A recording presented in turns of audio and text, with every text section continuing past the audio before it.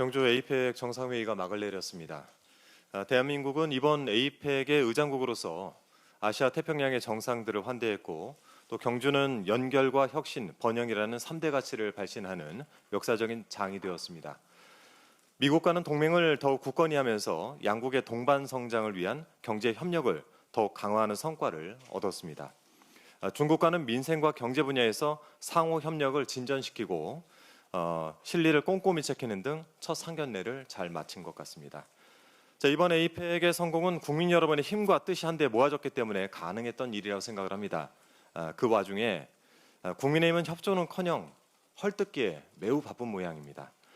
칭찬할 거라 기대는 안 했지만 헐뜯더라도 본인들이 무슨 말을 했는지 이 메시지를 정리하면서 헐뜯어야 할 텐데 그러하지 못해 보입니다. 미국과 관세 협상 관련해서는 관세율 15%를 지키지 못한다면 잘못된 협상이다라고 압박을 하더니 상호 관세율이 진짜 15%로 결정되자 돌연 13%까지 낮췄어야 했다라고 논평을 합니다. 진짜로 해내니까 많이 놀라셨죠? 윤석열만 봐왔던 여러분을 저는 이해합니다. 특히 한중 정상회담이 빈술의 회담이라고 억지로 평가절하하면서 중국을 자극했다라고 지적을 했습니다. 놀랍습니다. 대놓고 협중 노선을 타왔던 국민의힘 입장이라면 차라리 환영을 해야 되는 것 아닌가요? 국민의힘이 한중 양국의 관계가 회복되는 것을 원치 않을 줄 알았는데 되려 중국의 역성을 들어서 이번엔 제가 좀 놀랐습니다.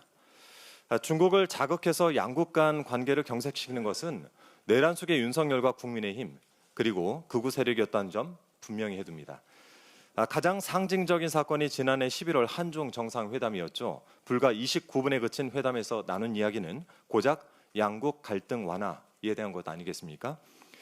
이번 회담을 계기로 이재명 정부가 양국 간 관계를 회복하기 위한 마중물을 충분히 부었는데 국민의힘은 온갖 민감한 사안들에 대한 당장의 성과가 없다라면서 찬물을 끼얹었습니다.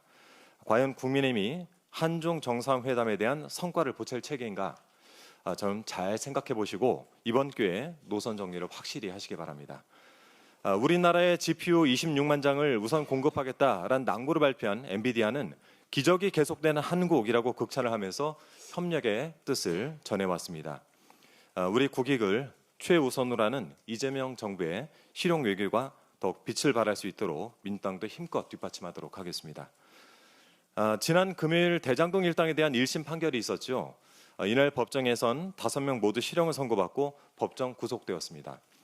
이 과정에서 법원은 이재명 당시 성남시장과 대장동 일당이 전혀 무관하다는 점을 공식적으로 확인해 주었습니다.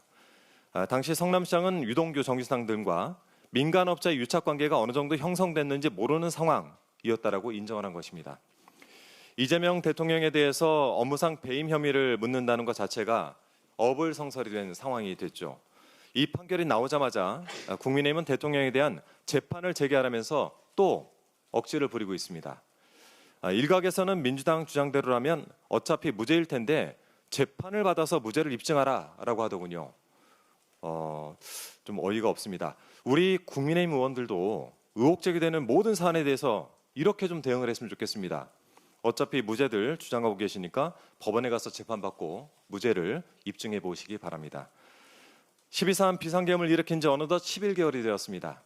지금도 국민의힘은 비상계엄을 일으킨 윤석열을 옹호하고 있고 사과 한마디 하지 않고 있습니다. 어떻게 책임을 질 겁니까? 창피하고 부끄러움도 없는 이 정당의 미래는 없습니다.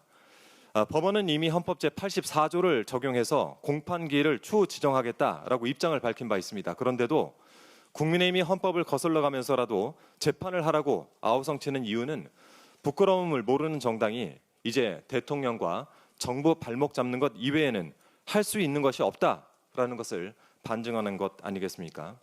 대통령을 잡고 국정도 발목 잡겠다. 즉 국가고 국민이고 모르겠고 함께 망가지자. 이것이 국민의힘의 전략이 아닌가 싶습니다. 정신들 차리십시오. 여러분의 심판의 날은 다가오고 있습니다. 이상입니다.